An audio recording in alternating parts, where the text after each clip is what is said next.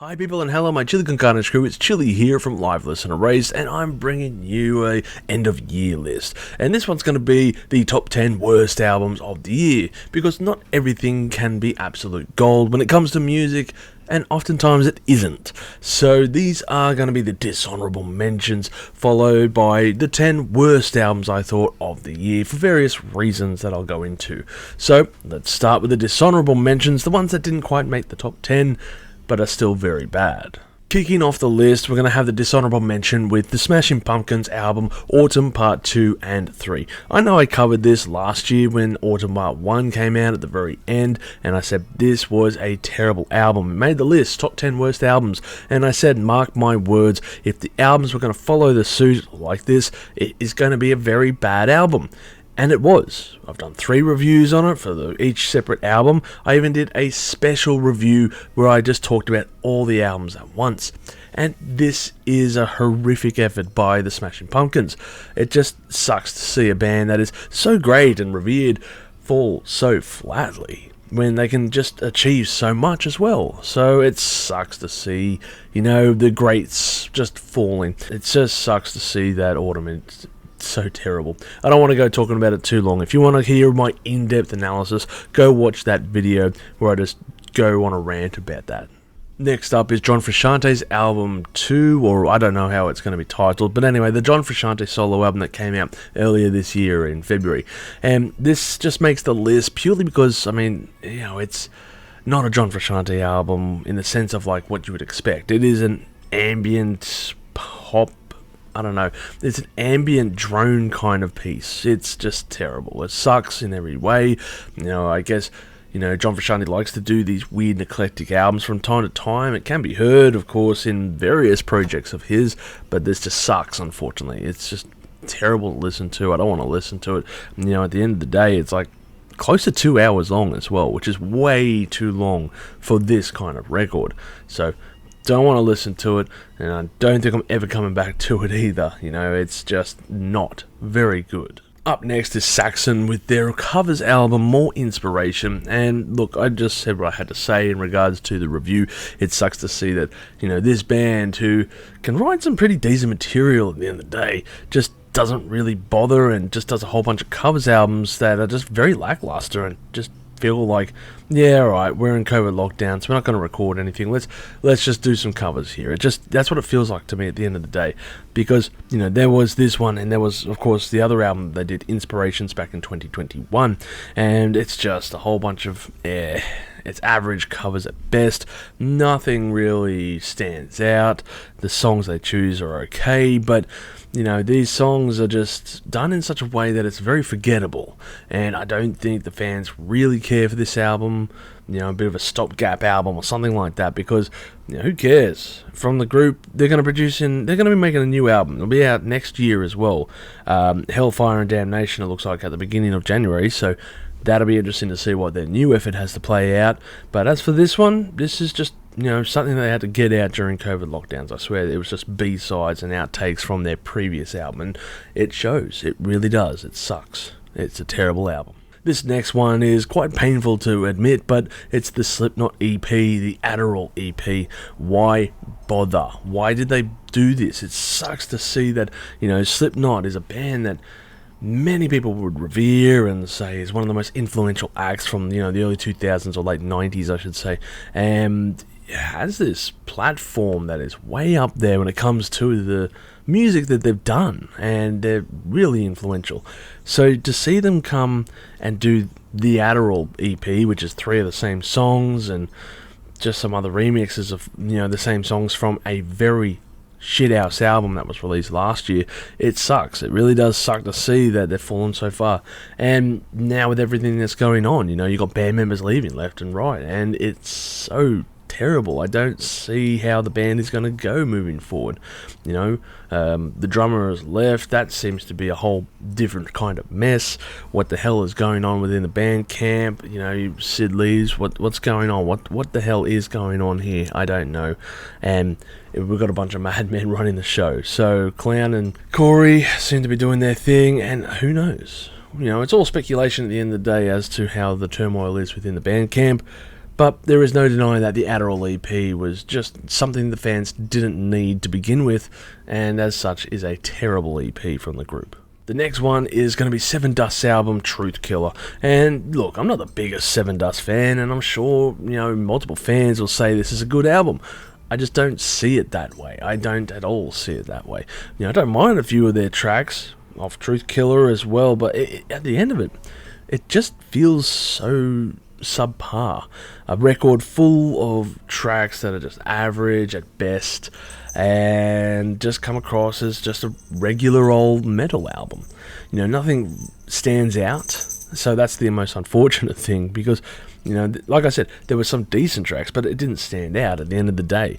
So this very subpar album, of course it's not going to get the top 10 worst albums, because there is much worse, but I think it deserves a dishonourable mention at the end of the day, because who cares? This album came and went without like a wet fart in the air or something like that. No one noticed and no one cares.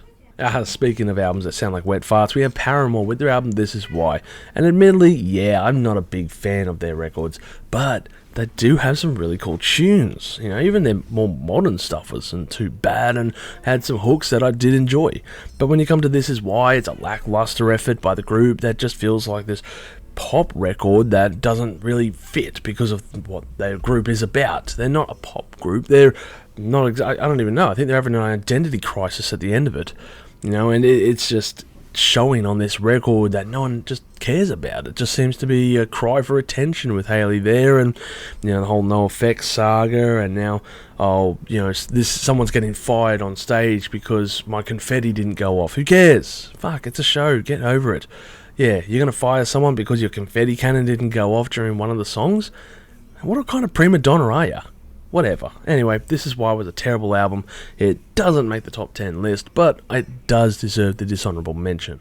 The last up for dishonourable mentions is going to go to King Gizzard and the Lizard Wizard. And no, it's not going to be for the Petro Dragonic album. That was a really good record. But they pulled an Uno reverse when they released their album The Silver Chord later this year. And it was just not a very good record.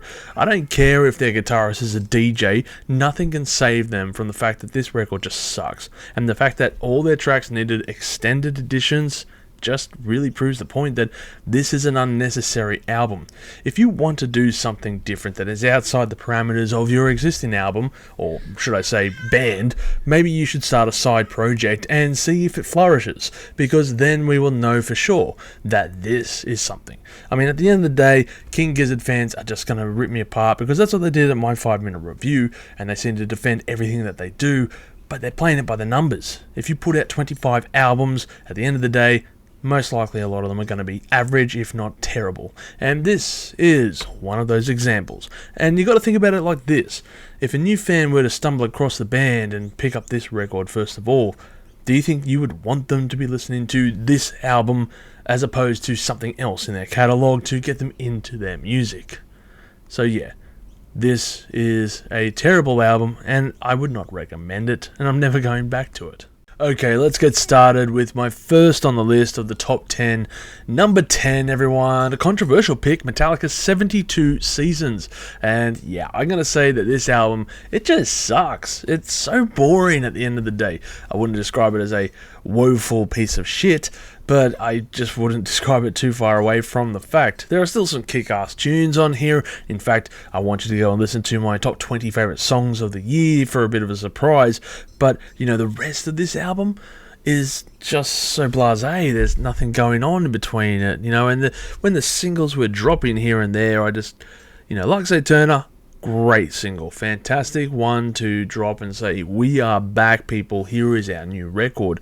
And then, the other ones that followed, 72 Seasons, was a bit like, yeah, okay, this is okay, I guess, and Screaming Suicide is, again, just another track, and it just follows this whole thing, this whole average set list of tracks, and you've waited years to hear new Metallica material.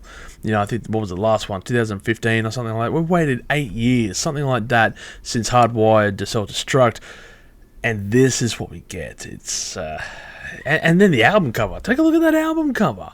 What the hell's going on with this thing? Yellow on the front there, this bright yellow and charred black goods. I get it, it's symbolic, I get that, but at the end of the day, who cares? It's just, it's who cares? Hardwired to Self-Destruct perfectly showcased, chaos as per se, and I think that was a really good record at the end of the day by Metallica. But then you go to 72 Seasons, you're kind of like, what went wrong? What is wrong with the Metallica Bandcamp to put out this boring record? That's what it is. It's such a boring record that ever since I reviewed it, I think I've only gone back to listen to it once. I don't have any reason to go back to it. I've saved, the one or two songs that I want to hear on playlists, and I don't care about the rest of the songs on offer, and it's nearly, an 80-minute album. It's a long record. You cull off 3 or 4 tracks and you might be a bit onto something here.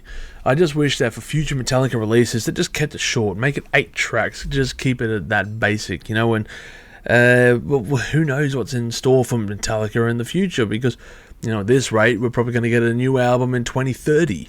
Who knows? I just hope it's a lot better than 72 Seasons. My number 9 slot is, again, a very controversial pick, and that's going to be Sleep Token's album, Take Me Back to Eden.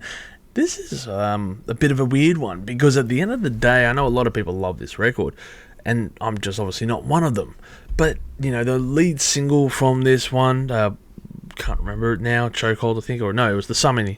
The Summoning was a really great single. I thought, yeah, this is showing promise, and it was the only single that I heard before the album came out, and then when it did drop, everyone started talking about this record. Oh my god, this is amazing, you gotta go and listen to this. I had people coming up to me and saying, yeah, message me going, have you listened to this album yet? Have you heard it yet? No, I haven't, but The Summoning was a really good track, so I'll be keen to hear it. I'll be very keen to hear it. So got around to it, and it really falls apart. Again, it's not a bad album, but it's just the fact that a lot of hype went behind it and everyone's talking this album up. So you got this expectation when you come into the record going, okay, this is going to blow me away surely. But when you listen to it, or at least my mind, when I listened to it, it didn't live up to any of that reality. It didn't live up to any part of it. And I'm going, damn it, what happened here? It's showing promise in sections, and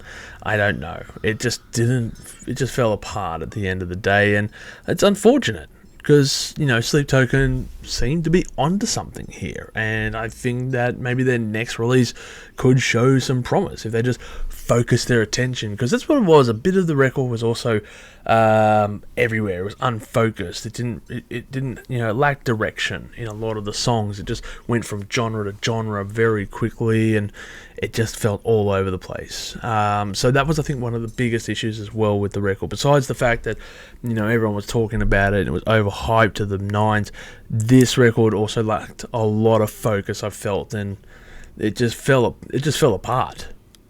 So yeah, these two things coupled, these two things together make up the reasons why I'm putting this on the list.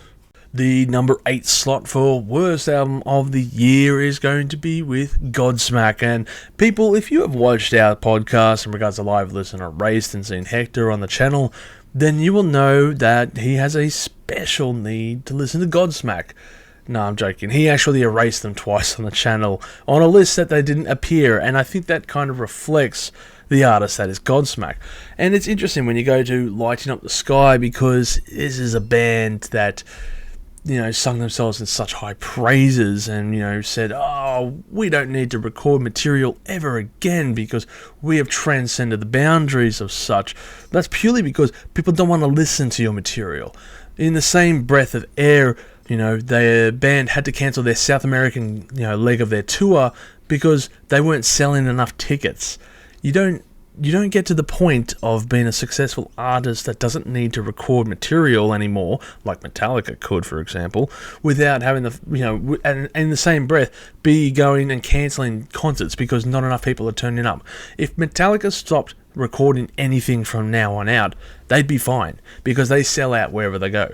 If Godsmack were to stop recording anything they did, no one would care.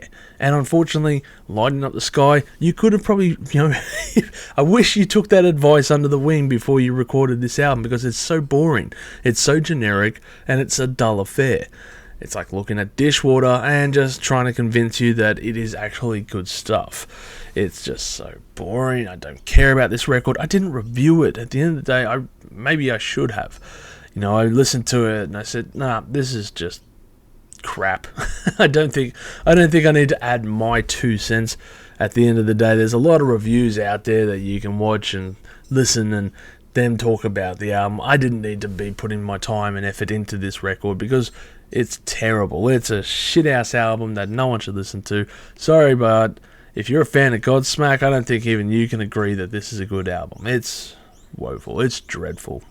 Yuck. Avoid at all costs. My number 7 slot, and it pains me to say this, goes to Steel Panther, unfortunately with their On the Prowl record. And, it kind of sucks to add the band to a list of worst albums of the year, because damn, they are entertaining. I saw them a couple of years ago live, and that fantastic set list they had, highly entertaining. And, even if they toured today, I would probably still go and see them, because I know that they're going to put on a good show. And also, besides that, they're going to play all the classics that you want to hear. Nothing from On the Prowl is what I would call the classics, though.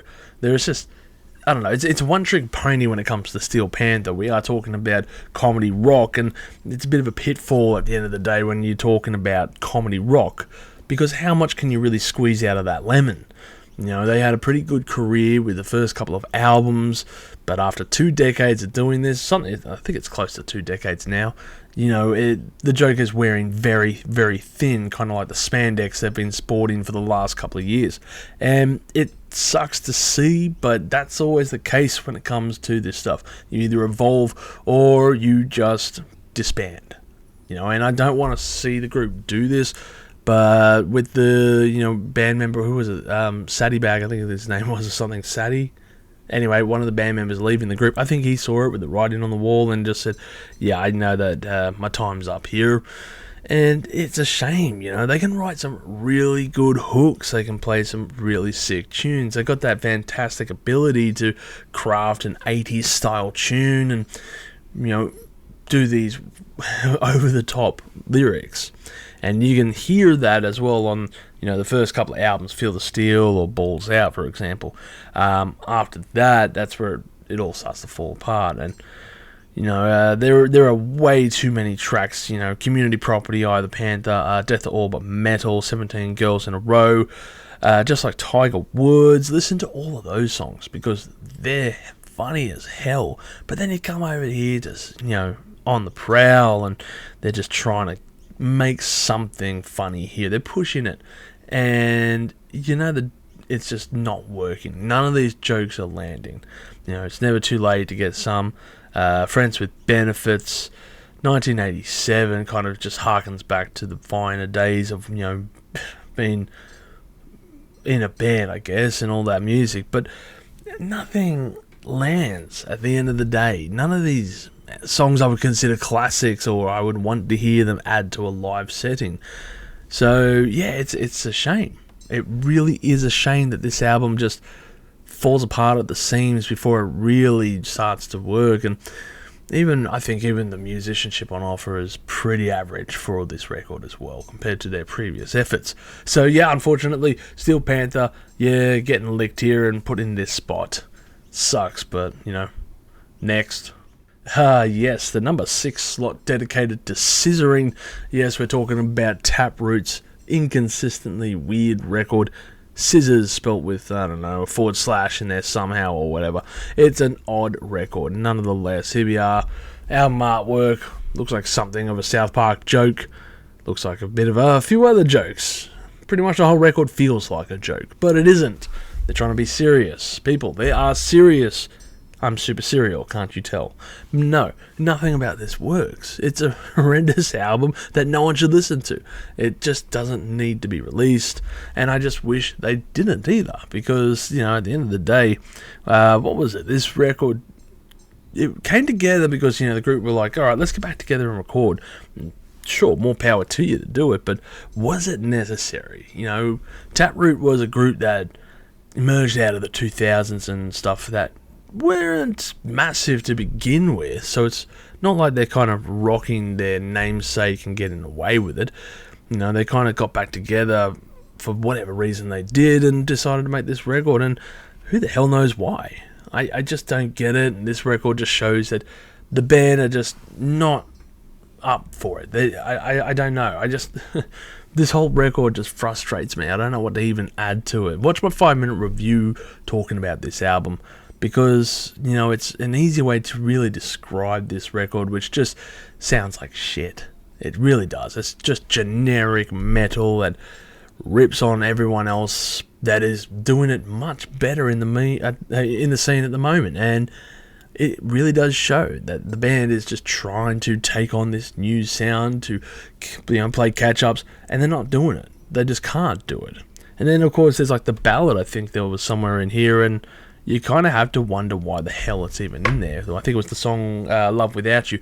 That ballad came out of nowhere and is so unnecessary. Why the fuck is this here? But anyway, I digress. Terrible album. Don't listen to it. For my number 5 slot, it is the ironic title of the album, 152 for Taking Back Sunday. And yeah, it's ironic because obviously the number 152, which appears in so many of their record album covers, and, you know, the mythical number that goes back to call back from their first album. And it's, again, it sucks to put Taking Back Sunday on here, because this is a band I really do like. And, you know, when the new album came out, I was pretty excited. I'm like, oh, sweet, Taking Back Sunday. Yeah, let's see what they got, you know, to offer.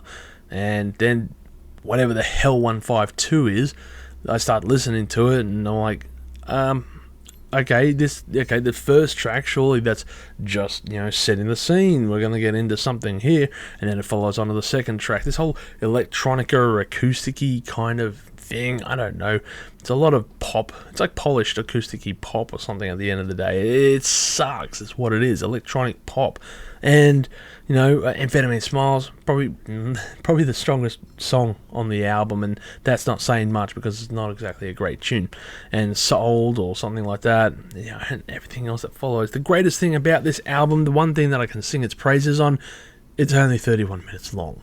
So, you know, you're wasting half an hour of your life listening to this, but it's only going to be half an hour of your life, at least with some of these previous albums on offer, which are much longer. Then this one is much, much shorter. And yeah, look, I mean, this might be due to their rhythm guitarist who left a couple of years ago due to substance abuse and various other reasons.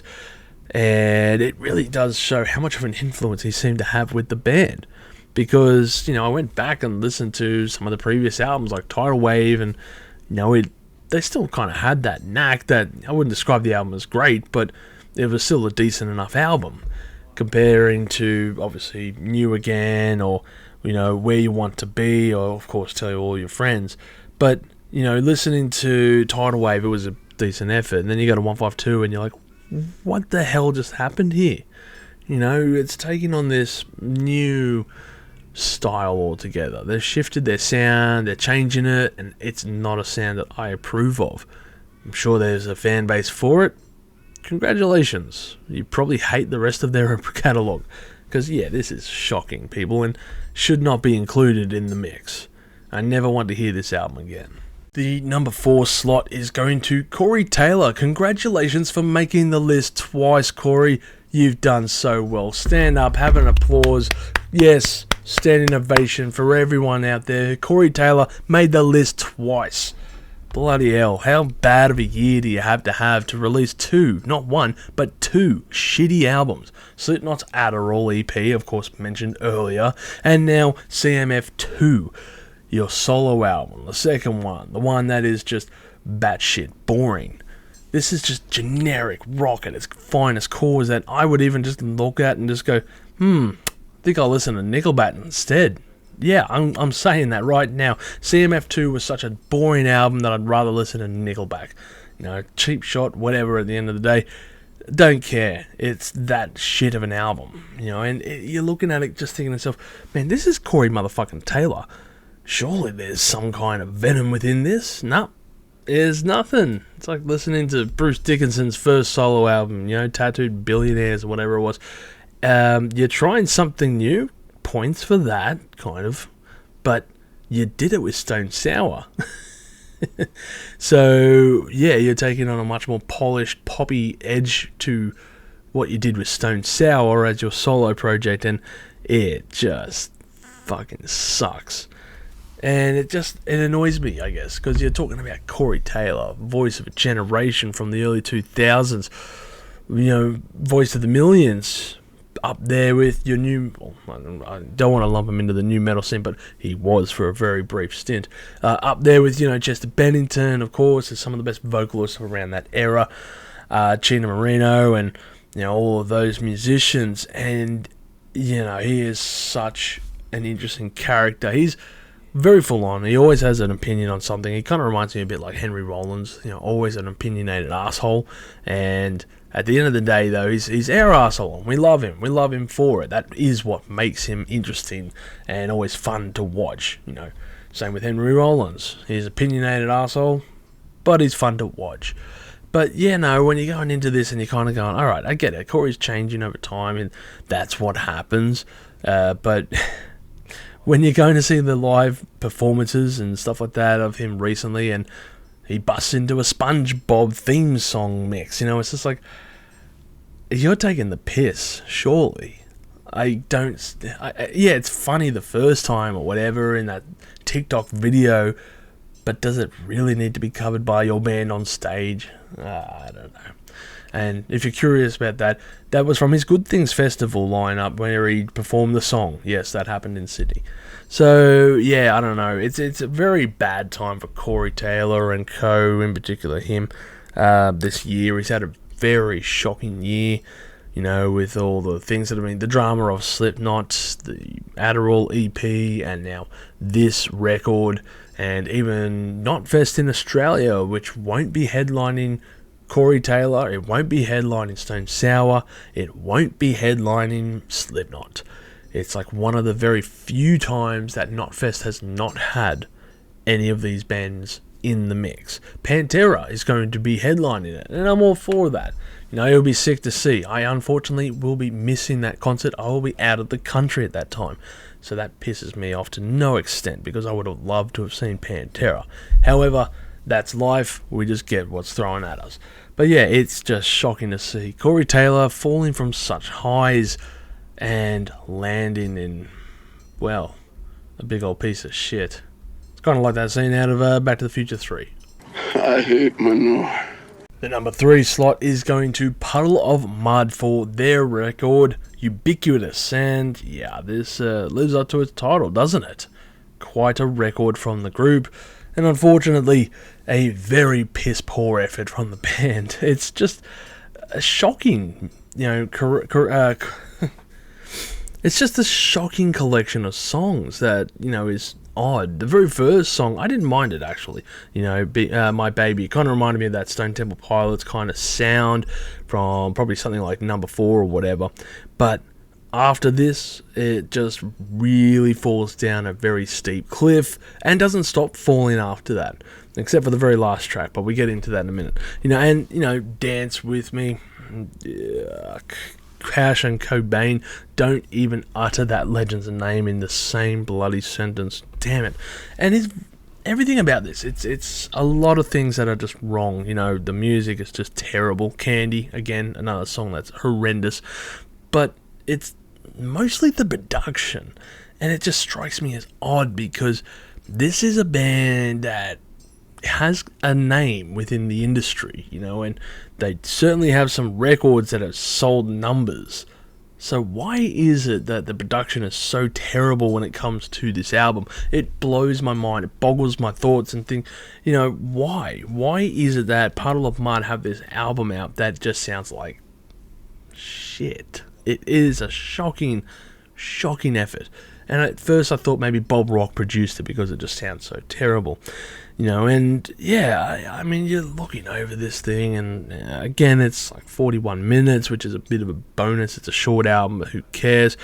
But I don't know. It just shocked me to hear this album. I wasn't expecting anything fantastic from the group, but I wasn't expecting it to be this bad either.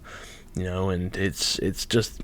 At least Poke Out My Eyes is on here, which I believe was like a very early B-side for the band, so it's great to have it as part of a CD collection at last.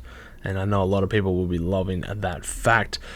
But, Puddle of Mud has had just a very, again, it's another bad year for the group with, of course, the singer going back to rehab. I think he fell off the bandwagon or something like that. They cancelled, a few gigs were cancelled as well because, people couldn't get him on stage.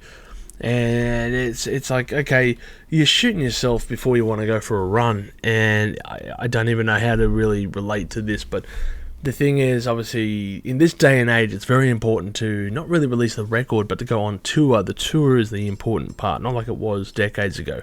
Decades ago, you would tour to promote the record and sell that, and that's how you made your living, was selling that record. Nowadays, with Spotify and all the rest, you're not making money off the record. You're making money off merch and touring. And, if you're going to release a record and then proceed to completely stuff up your career and do a bunch of drugs and do your thing and never turn up to a venue, the thing that's going to pay you for doing more drugs, then why bother? Just get out of the whole game altogether and call it quits. Live off whatever inheritance you have from those songs and just call it a day. I don't know what to make of this. I'm sure it's frustrating for all that are concerned, not just the musicians in the band, but the promoters, the people who are organising this, and it's unfortunate. It's not like I wish the worst for Puddle of Mud. I don't mind some of their songs. Control was a pretty good tune. They had some pretty okay songs back in the day, and I'll admit to liking them. But here we are, and they're not in a good way. And Ubiquitous just shows that this is a record that probably should have waited for a little while and probably could have used with a bit more finer tuning. Not saying that all the production in the world could have saved this record from sounding like crap. It just would have saved it from sounding like such an amount of crap that it is now. Anyway, I digress. Let's move on to the next one. Yes, the number 2 slot, and that goes to 30 Seconds to Mars. Yeah, when Jared Leto isn't trying to climb up a bloody side of a building, he is recording incredibly shithouse music, and that is found on It's the End of the World, but It's a Beautiful Day. And I saw this album cover and I thought to myself, man, this is looking a bit preachy. Even the name of the record is extremely preachy. And then we listened to it and found out it was a horrendous effort. This polished pop record of sugary goodness, and yeah, it is terrible. And there was a comment on my channel just recently actually saying that, when I did my review, someone said, I love this record, I love this album, but I don't like their first record. And I'm like, yeah, that makes sense. If you don't like their first album, you have a good shot at listening to this one and thinking, I like it. If you completely disregard the band that was 20 years ago, then you have a very good chance of enjoying their new stuff. Because you go all the way back to This Is War, or their self-titled debut album, or A Beautiful Lie, and we're talking like emo rock, we're talking that type of stuff, and arena rock, in particular on This Is War. It was very much an arena sound. They wanted to make this grandiose rock opera type sounding thing, and I think they did quite well with that album. But then, you go to America and this recent effort, and it's polished pop bullshit. It's a horrendous album from start to finish. One that I was glad to do my review on and say my piece. And then, of course, I get a message out of the blue from Hector on the Chill Dude on the Couch, and he's like, hey, do you want to go on an episode for Is It That Bad on this album? And I just buried my face. I'm like, now I have to listen to the album again. Thank you, Hector, for making me listen to this album again. It sucks so much, and luckily I haven't managed to erase it from my mind with enough whiskey. If only the same could be said about Jared Leto jumping off the cliff of a bloody stage when he was about to tour for this thing. I don't care what stage mannerisms you do, nothing can save the fact that this album is a dumpster fire of an effort. Time for the number 1 slot, and is it really any surprise that I haven't mentioned Roger Waters yet? Yeah, that's right. The number one slot is going to The Dark Side of the Moon, the Redux version by Roger Waters.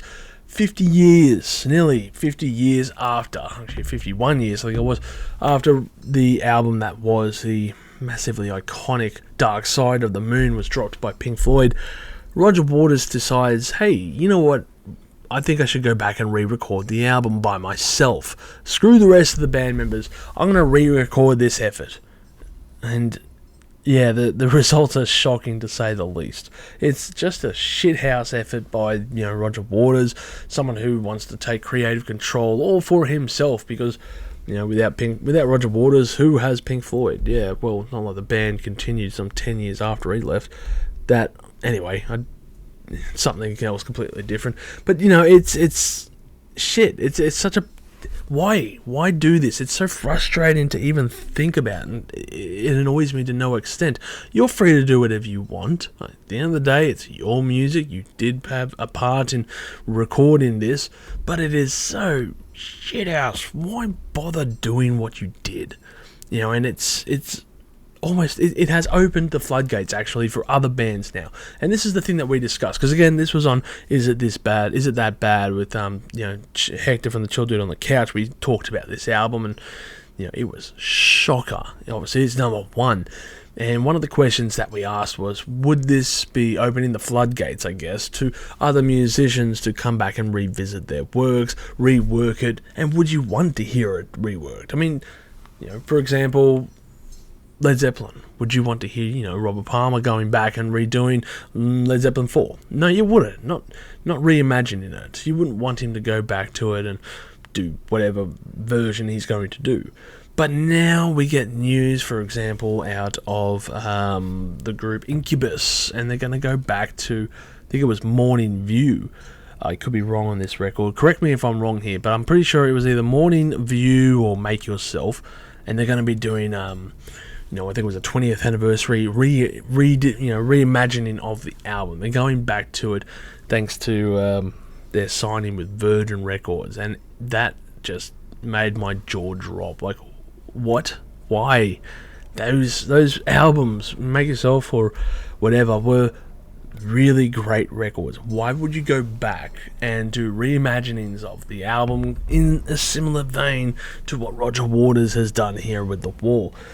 Yeah, maybe the 20-year gap is fine, and we might find that works for Incubus, but, compared to Roger Waters with his 50-year gap, and obviously you can hear his struggling vocals on that, because it's a spoken word, semi-acoustic kind of thing, but I just hope that more musicians don't do what, Incubus and Roger Waters have done. I don't want to hear Black Sabbath revisited.